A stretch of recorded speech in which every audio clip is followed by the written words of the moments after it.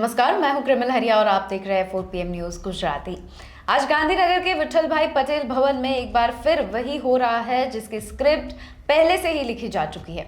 पुणेश मोदी, जो कभी कैबिनेट से अचानक बाहर कर दिए गए थे, अब उन्हें डिप्टी स्पीकर के पद से नवाजा जा रहा है। अब बड़ा सवाल, क्या ये पद पुणेश मोदी की योग्यता का सम्मान है या उन्हें शांत रखने की मजबूरी? अलौकिक तांत्रिक परंपरा क्या कहती है? क्या गुजरात में विपक्ष की आवाज को कुचलकर निर्विरोध चुनाव का दबाव बनाया जा रहा है?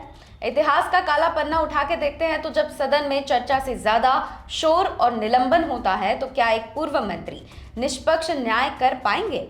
कांग्रेस की चुनौती की जो बात करें तो शैलेश परमार के जरिए क्या विपक्ष सत्ता के इस अभेद किले में सेंध लगा पाएंगे? ये सारे प्रश्नों का उत्तर हमें थोड़ी देर बाद मिलेगा।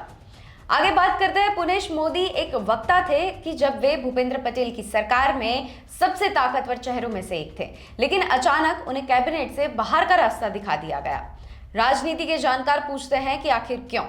क्या राहुल गांधी के खिलाफ मानहानि केस जीतने का इनाम ये होता है कि उन्हें सक्रिय मंत्रालय से हटाकर अब सदन की कुर्सी पर बिठा दिया जाए? आलोचक इसे पॉलिटिकल साइडलाइन कह रहे हैं। एक कदावर नेता जिसके पास सूरत का जनाधार है, उसे डिप्टी स्पीकर बनाकर सदन की फाइलों में उलझाने की कोशिश की जा रही है ताकि सरकार के भीतर कोई दूसरा पावर सेंटर खड़ा ना हो सके।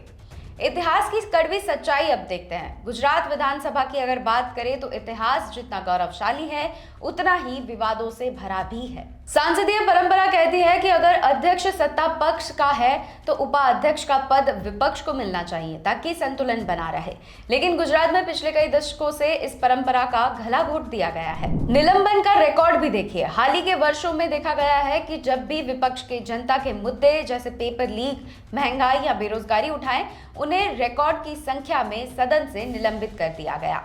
इतिहास का आईना भी यही कहता है। 1960 में अंबलाल शाह ने शुरू किया ये सफर आज एक ऐसी जगह पर जाके खड़ा है जहां संख्या बल ही नहीं सब कुछ है।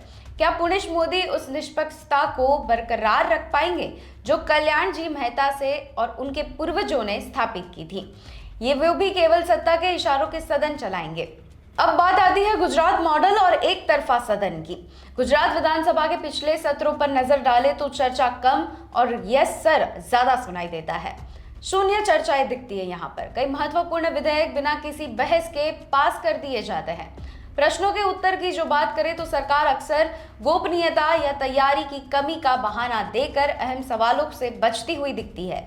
उपाध्यक्ष की भूमिका की अगर बात करें तो जब पुणेश मोदी इस कुर्सी पर बैठेंगे तो क्या वे सरकार से कठिन सवाल पूछने की अनुमति देंगे या फिर सूरत मॉडल की तरह यहां भी विपक्ष की आवाज को दबा दिया जाएगा?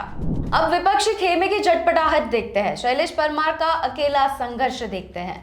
कांग्रेस ने शैलेश परमार के नामांकन की तैयारी तो की है, लेकिन उनके पास संख्या बल नहीं है। कांग्रेस का आरोप है कि बीजेपी लोकतंत्र का उत्सव नहीं बल्कि अंतिम संस्कार कर रही है।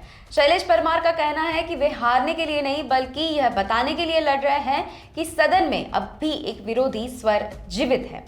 क्या सोमवार को होने वाली यह औपचारिकता चुनावी प्रक्रिया केवल दिखावा है या लोकतंत्र की सिर्फ बहुमति का खेल बनकर रह जाएगा? भविष्य के गर्भ में क्या छुपा है उसे भी देखते हैं। पुणेश मोदी का उपाध्यक्ष बनना तय है, लेकिन उनके सामने चुनौतियों का पहाड़ है। गुजरात की जनता देख रही है कि क्या विधानसभा जनहित के मुद्दों पर बात करेगी या फिर सिर्फ सत्ता पक्ष की वाहवाही का मंच बनी रहेगी। अगर पुणेश मोदी केवल बीजेपी के सिपाही बनकर काम करेंगे तो ये एक संवैधानिक पद की तौहीन होगी, लेकिन अगर वे निष्पक्षता दिखाते हैं तो शायद गुजरात के संसदीय इतिहास में कुछ सुधार हो सकता है। पर सवाल वही का वही है कि क्या सत्ता की हनक उन्हें स्वतंत्र काम करने देगी? नमस्कार।